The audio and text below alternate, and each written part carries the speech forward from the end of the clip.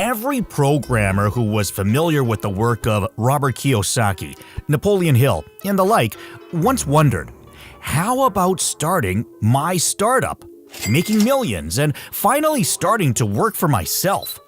In this video, we'll finally break down those rosy dreams and answer the main question: why shouldn't you start your startup?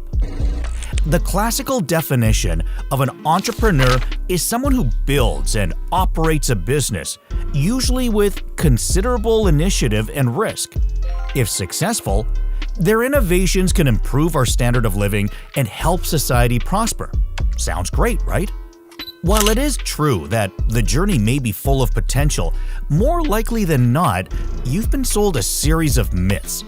It was not long ago I took the entrepreneurial plunge, and since then, it's become obvious that this profession, if you can call it that, is not for everyone. So before doing anything drastic, here are 6 reasons you shouldn't ditch the cubicle to start a startup. 1. Not ready for the commitment. Starting a startup takes over your life. If you want to spend your days traveling the world, spending time with nature, or simply enjoying a comfy 9-to-5 job, that's a perfectly good reason not to start a startup. If you value freedom above all, startups are not for you. If you start a startup, you're going to work hard and you'll have much less spare time than you might expect.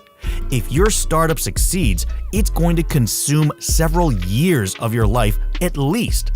If it fails, you'll be done a lot quicker. But either way, you shouldn't start one if you're not ready for that level of commitment. 2. Need structure.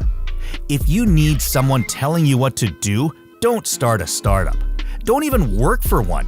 The founders and early team members at a startup must be self-directed and independent-minded enough to maximize their time.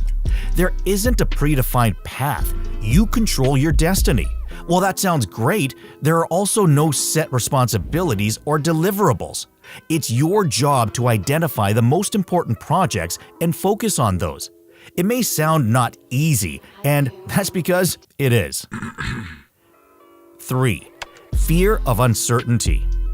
If you're considering starting a startup and working at Quicken Loans, you're probably not ready for the uncertainty of startup life. If you start a startup, it will probably fail. Seriously. In the worst case scenario, it will still be interesting, and in the best case scenario, you might earn a small fortune. Until then, you're working entirely on commission.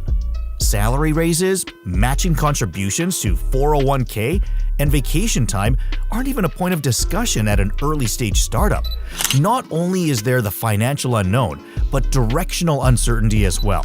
In an instant, everything can change. Your technology, marketing, or sales strategy will most likely need to be rethought multiple times over. 4. No determination. Determination is considered the single best predicator of success in a startup. Companies don't build themselves, and the odds are stacked against you. Early team members must do whatever it takes to make the company lift off. If you fail to execute, your company will fail to launch. My favorite analogy to this point is a reference to 007. Paul Graham says that startup founders have to be like James Bond. The license to build must be earned. It's not given. Founders have to be willing to put in the hard work to succeed. If you're not willing to be the 007 of startups, then you're going to have a hard time launching your business. 5. You want to be the boss. One of the biggest misconceptions about starting a startup is that you'll be the boss. Sorry to disappoint, but it works quite the opposite. First, if you have investors or any type of funding, you'll have a fiduciary responsibility to them. Second, if your team is bigger than just you, and it should be, you're working for your co-founders and employees. Third, and most importantly, you're working for your customers. So it's worth putting aside your wet dreams of burning through your time in the office with a best boss coffee mug. Get ready to work hard and remember the quote that always motivates me.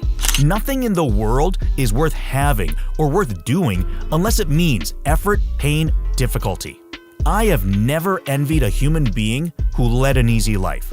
I have envied a great many people who led difficult lives and led them well. Theodore Roosevelt. 6. You want to be rich. Successful startups were built to solve a genuine problem that the founders were facing. If you came up with the next Snapchat to be super rich, then you should not start a startup with that idea. If you want to make a lot of money quickly, go work on Wall Street or marry into wealth. Entrepreneurship is the journey of creating a solution to a real-world problem that can be turned into a viable business. Remember, Entrepreneur estimates that on average, it takes at least 3 years for new product businesses to become profitable. Among other expenses, the company's staff includes the cost of adding a partner or experts to produce the product, as well as marketing expenses. Sometimes a company makes a profit from acquiring customers or a new product within 3 years, but these cases are rare. Most owners have to be patient and wait. 7. Self-confidence. Startup DNA is comprised of characteristics like resilience, risk-taking, and resourcefulness.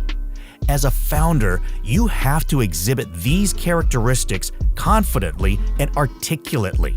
There is a clear difference between confidence and arrogance, and many startups institute a no a-hole policy early on.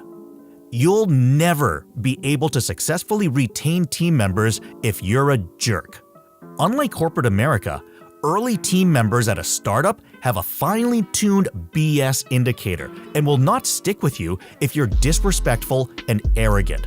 So if you're an a-hole, please don't start a startup. In conclusion, I would like to say that people often overestimate their capabilities by comparing themselves to people like Bill Gates, Elon Musk, and the like. They do not take into account the fact that they have successful parents, excellent education, and useful acquaintances, which they inherited from their parents. Therefore, sometimes it is better to choose the comfortable conditions of employment than to try to find oneself in one's own business and fade away in unsuccessful attempts to start a business.